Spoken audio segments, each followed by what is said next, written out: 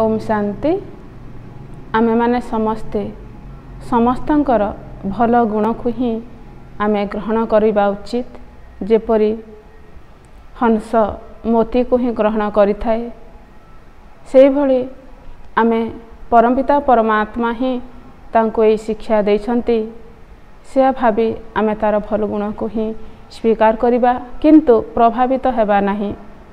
जहाँ पाखरे जेते भी भल गुण थाउ ना कहीं से गुणदाता तो होचंती भगवान ना, सेथिपाई कोनोसी व्यक्ति उपरे आमे प्रभावित हेबा कथा नुहे। भगवान आज कहउछंती जे हे मोर संतान माने तुमे मते मने पकाओ, तुमर समस्त पाप मु विनाश करिदेबी। देह अभिमान को छाड़ी तुमे देही अभिमानी हुओ। एक परमपिता परमात्मा शिव बाबा से ही सर्वशक्तिवान अटंती। आम समस्त को मुक्ति जीवन मुक्ति दाता आमर अटंती एवं से ही सबुतिर सागर अटंती। ज्ञानर सागर, गुणर सागर, सर्वशक्तिर सागर से ही परमपिता परमात्मा ही आसी आमको आध्यात्मिक ज्ञान दौरान, जो ज्ञान कि केही भी मध्य मुनि ऋषि संत महात्मा केही भी मध्य दे पारिबे नाही। आउ से परमपिता परमात्मा आसी आम समस्त को सच्चा यात्रा कराउछंती। एही यात्रा रे कोनोसी कष्ट नाही। एही यात्रा रे आमे समस्ते निजको आत्मा भावी परमात्मा को मने पकाई थाउ। बस एही गुप्त यात्रा करी आमे निजे मुक्ति रु जीवन मुक्ति प्राप्त करि पारिबा। आसंतु आज आमे सुनिबा 18 मई 2021 रो प्रातः मुरली। आज परमपिता परमात्मा महावाक्य रे कहउछंती, मीठे बच्चे कालर काल बाबा आसीछंती तुमको काल अर्थात मृत्यु उपरे विजय प्राप्त कराइबा पाई। मनमना भव मंत्र द्वारा ही तुमे काल उपरे विजय प्राप्त करि पारिबो। आजिर प्रश्न हैला, आत्मिक पिता तुमे आत्मिक यात्री मानकु केउ एक विशेष शिक्षा देउछंती? उत्तर हैला, हे आत्मिक यात्री तुमे देह अभिमान को छाड़ी देही अभिमानी हुओ। रावण ही अधा कल्प रु तुमको देह अभिमानी करि देछि, एबे तुमे आत्म अभिमानी हुओ।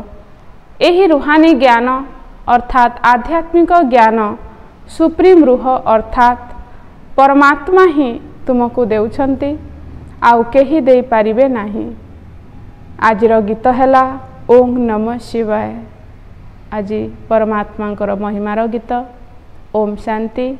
पिला माने निजर पितांकर महिमा सुनिले गायन मध्य करा जाउछि। सर्वोच्च भगवान सी हेले समस्त आत्मारूपी संतान मानकर पिता। बाकी आउ जे भी रहिले परस्पर समस्ते भाई भाई अटंती। समस्तंकर पिता जड़े सी हेले शिव बाबा। बाबा बुझाइछंती, हे संतानगण भक्ति मार्ग रे तुमर दुई जन पिता थांती, लौकिक पिता एवं पारलौकिक पिता। रचयितांक ठारू रचना को संपत्ति मिली थाए, किंतु ताहा हेला विनाशी संपत्ति। यह हेला अविनाशी संपत्ति। अविनाशी पिता तो जणे ही अटंती, जहांक ठारू बेहदर संपत्ति मिलुछि। सी हेले निराकार, तांकर नाम परमपिता परमात्मा शिव। कहउछंती मध्य परमात्माय नमः। सी हेले सर्वोच्च। तुमर बुद्धि निराकार बाबांक आड़कू जाउछि। सी परमधाम रे रहुछंती, जेउठु तुमे आत्मा माने आसीछ। बाबा मध्य सेही ठारे ही रहुछंती। से ही समस्तंकर सद्गति दाता। भारत ही परमपिता परमात्मांकर जन्मस्थान अटे। शिव जयंती मध्य एही ठारे पालन करुछंती। सेही रूहानी पितांकु ही ज्ञानर सागर, पतित पावन, मुक्तिदाता, पथ प्रदर्शक कहा जाउछि। से ही दुखहर्ता सुखकर्ता अटंती। एही कथा भारतवासी जानिछंती। यह दुखधाम अटे, भारत ही सुखधाम थिला। बाबा पिलामानंकु बुझौछंती, हे भारतवासी, तुमे विश्वर मालिक थिल। तुमर आदि सनातन देवी देवता धर्म थिला। देवी देवता मानक धर्म श्रेष्ठ, कर्म श्रेष्ठ थिला। एबे धर्मभ्रष्ट कर्मभ्रष्ट हो जाइछि। एमाने निजकु पवित्र देवता कहि पारिबे नाही। कली जुगर अंतिम समय पर्यंत भक्ति मार्ग चली थाए, सेथिरे ज्ञान न थाए। ज्ञान द्वारा सद्गति होई थाए। समस्तंकर सद्गति दाता परमात्मा पिता जे पर्यंत न आसिछंती, से पर्यंत काहार सद्गति होई पारिबो नाही। बाबा कहउछंती, मु कल्पर संगम जुगरे आसुची। एही समय रे दुनिया पतित ही अटे, पवित्र केही जणे भी नाहांती। जदिओ सन्यासी माने पवित्र हेउछंती, किंतु सेमानंकु पुनर्जन्म तो एही ठारे ही नेबाकु हेबो। पुणी विषय विकारु जन्म नेबाकु पड़िबो। मझिरे केही फेरी जाई पारिबे नाही।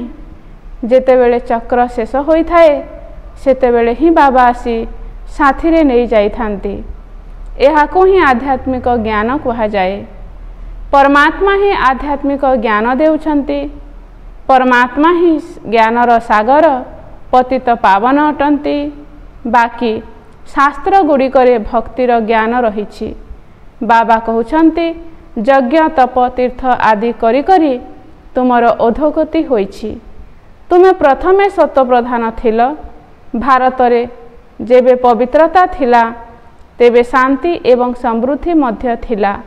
स्वास्थ्य एवं संपत्ति उभय थिला। आजि ठारू 5000 वर्षर कथा। एही भारत स्वर्ग थिला। सेही समय रे अन्य कोनोसी धर्म नथिला। केवल गोटिए आदि सनातन देवी देवता धर्म थिला, जहाकू परमपिता परमात्मा ही स्थापन करिथिले। स्वर्गर स्थापना परमात्मा ही करिबे ना, मनुष्य तो करि पारिबे नाही। एभली तो कुहाजिब नाही जे कृष्ण रचयिता अटंती, ना रचयिता केवल निराकार शिव ही अटंती। बाकी समस्ते तांकर रचना।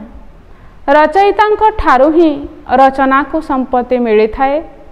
बाबा बुझौछंती, मु तुमर बेहदर पिता अटे। तुमको 21 जन्म पाई बेहदर संपत्ति देउछि। सूर्यवंशी चंद्रवंशी पवित्र धर्म स्थापन करुछि। ब्राह्मण धर्म हेउछि सर्वोच्च। सर्वोच्च हेले आत्मिक पिता, जे कि आत्मा मानंकु निज समान करुछंती। बाबा ज्ञानर सागर, सुखर सागर अटंती। तेणु तुमको मध्य सेही भली करुछंती। भारत ही सुखधाम थिला, एबे दुखधाम अटे। बाबा किपरि आसुछंती एही कथा काहाको भी जणा नाही। सत्ययुग आरंभरू कलियुग अंत पर्यंत एही सारा इतिहास भूगोल भारतर ही अटे। एही लक्ष्मी नारायण केते सुस्थ समृद्ध थिले, केबे रोगरे पड़ु नथिले। एबे काल उपरे विजय प्राप्त करिबा पाई शिक्षा ग्रहण करुछंती। ताहांकु कालर काल महाकाल कुहा जाए। सीए आजी आसी तुमको काल उपरे विजय प्राप्त करौछंती। नाम मध्य शुणिल, शिवाय नमः। तुमे एभली तो कहिब नाही जे परमात्मा सर्वव्यापी अटंती। कुकुर बिलेई भितरे अछंती। एहाको कुहा जाए धर्मग्लानी। बाबांकर केते ग्लानी करुछंती। वर्तमान कल्पर संगम समय, एही समय पाई विनाश काल रे विपरीत बुद्धि गायन अछि। एबे विनाश तो सम्मुखरे छिड़ा होइछि। गीतारे मध्य लेखा होइछि, यादव कौरव पांडव कौन करिथिले। सर्वशास्त्रमयी शिरोमणि श्रीमद् भगवद गीता ही अटे। सेथिरु पुणी अन्य सबु शास्त्र लेखा जाइछि। तुमे जानिछ, गीता हेउछि देवता धर्मर शास्त्र। बाबा कहउछंती मु आसी तुमको शूद्ररू ब्राह्मण करुछि, पुणी ब्राह्मणरू देवी देवता करुछि, पुणी तुमे क्षत्रिय वैश्य शूद्र हेउछ। बाबा बुझाउछंती तुमे 84 लाख जन्म किपरि नहीं पारिब। सबुठारु अधिक जन्म निश्चित सही माने नेउछंती जेउ माने प्रथमे सत्य जुगरे आसीबे। तुमे भारतवासी माने सर्वाधिक 84 जन्म नेउछ। केही केही अति कम रे गोटे जन्म मध्य नहीं थांती। एही कथा मध्य बाबा ही आसी बुझाउछंती। बाबांको बिना अन्य काहाको ज्ञानर सागर कहा जाई पारिबो नाही। पतित पावन ज्ञानर सागर कहिबा द्वारा बुद्धि ऊपर को जाई थाए। बाबा ही समस्तंको मुक्त करी घर को फेरई नहीं जाउछंती। समस्तंकर सद्गति दाता एकमात्र बाबा ही अटंती।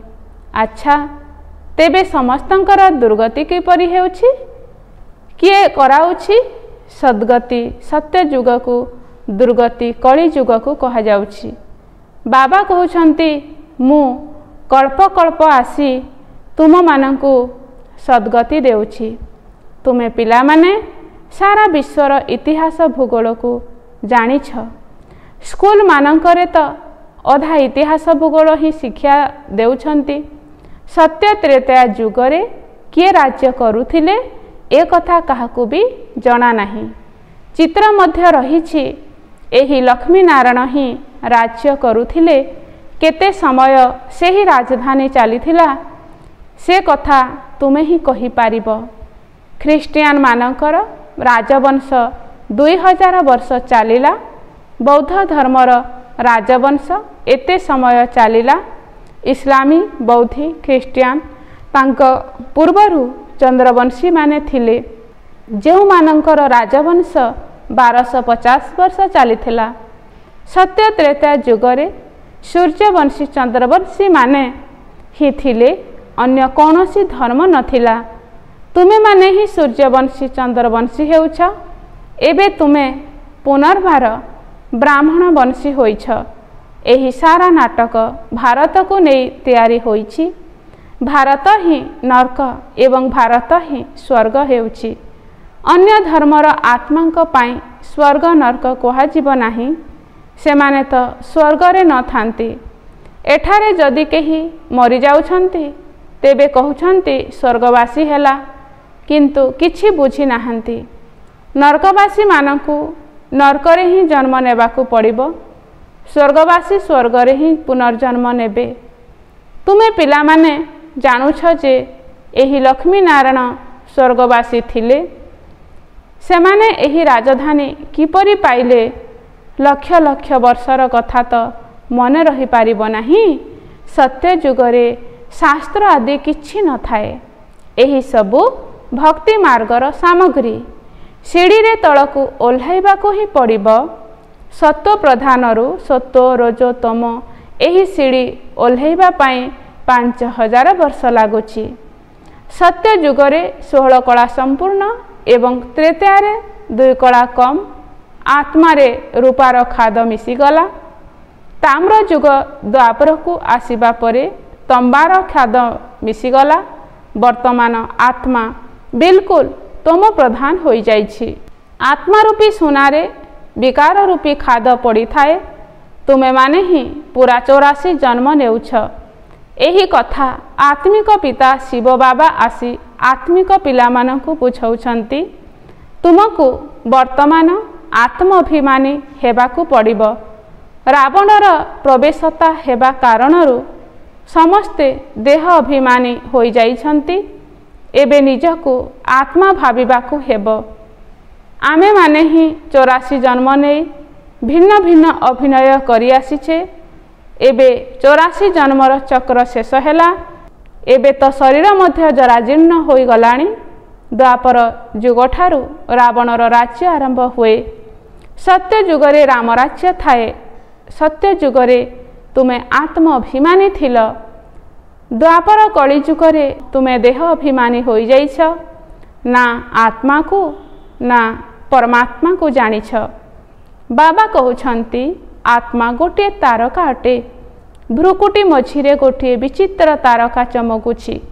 ताकू दिव्य दृष्टि बिना देखी हेब नाही। सी बिल्कुल सूक्ष्म अटे।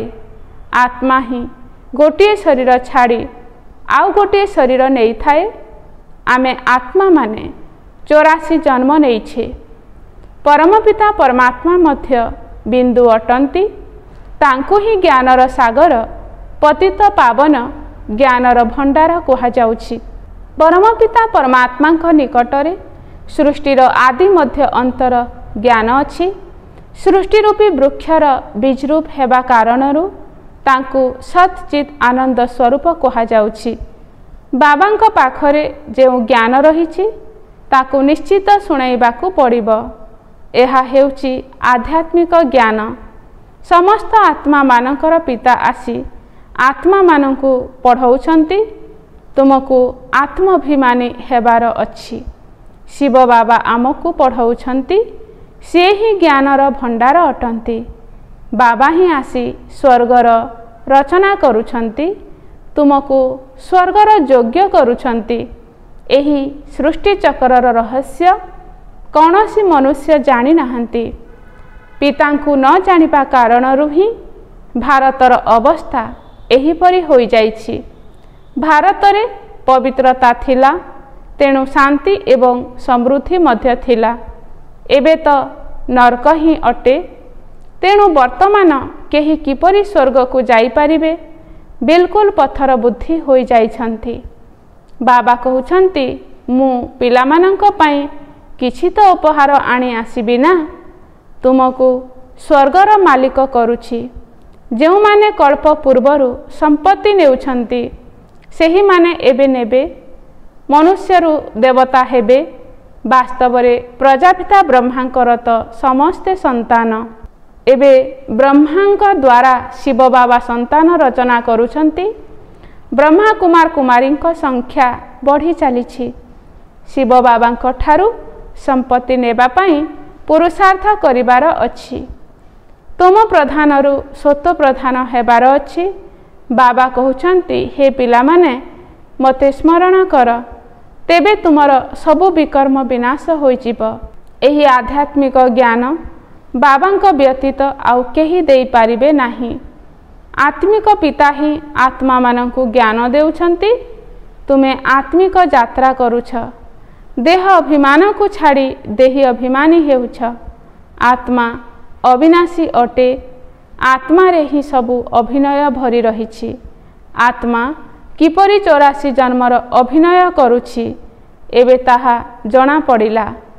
आमे सूर्यवंशी थिलु, पुणी चंद्रवंशी हेलु, पुणी आमको सूर्यवंशी हेबार अछि। एबे बाबा स्वत प्रधान हेबार शिक्षा देउछंती। केवल मते स्मरण कर। भगवान वाच गीतार भगवान शिव बाबा अटंती। श्री कृष्ण नुहंती। कृष्णंकर आत्मा मध्य एबे शिक्षा ग्रहण करुछि। अच्छा मिठा मिठा शिकिलधे संतान मानक प्रति माता पिता बाप दादांकर मधुर स्नेह भरा स्मृति एवं सुप्रभात। आत्मिक पितांकर आत्मिक संतान मानंकु नमस्ते। आत्मिक संतान मानंकर मध्य आत्मिक पितांकु स्नेह भरा स्मृति एवं सुप्रभात एवं नमस्ते नमस्ते नमस्ते। धारणा पाई मुख्य सार 1 नंबर पॉइंट आत्मिक यात्रा अर्थात जोगर यात्रा निजे करिबा सहित अन्य को कराइबाकू हेब। निजको सत्व प्रदान करिबा पाई एकमात्र बाबांकु मने पकाइबाकू हेब। आत्माभिमानी हेबार पूरा पूरा पुरुषार्थ करिबाकू हेब। आजिर 2 नंबर पॉइंट हैला काल उपरे विजय प्राप्त करिबा पाई बाबांकर शिक्षा प्रति ध्यान देबाकू हेब। निजको आत्मा मने करी आत्मा मानंकु ज्ञान देबाकू हेब। आजिर वरदान हैला शब्द ठारू ऊर्ध्व स्थिति रे स्थित होई सर्वगुणर अनुभव करुथिबा मास्टर बीज रूप हुआ। जेपरी बीज मध्यरे सारा वृक्ष समाहित होई रही थाए, सेही भली शब्द ठारू ऊर्ध्व रे स्थित रहिबा द्वारा संगम जुगर सर्वविशेष गुण गुड़िक अनुभव होता है। मास्टर विद्रूप हेबा अर्थ केवल शांतिर अनुभूति करने नुहे किंतु शांति सहित ज्ञान अतीन्द्रिय सुख प्रेम आनंद शक्ति इत्यादि समस्त मुख्य गुण गुड़िक अनुभव करिबा। एही अनुभव केवल निजको होई न थाए किंतु अन्य आत्मा माने मध्य सेमानंक मुखमंडलरू सर्वगुणर अनुभव करिथांती। सेही गोटिए गुण भितरे सर्वगुण समाहित होई रही थाए। आजिर स्लोगान हैला समस्तंक ठारू भल गुण ग्रहण कर किंतु काहार भल गुण प्रति प्रभावित होई जाओ नहीं। अच्छा, ओम शांति।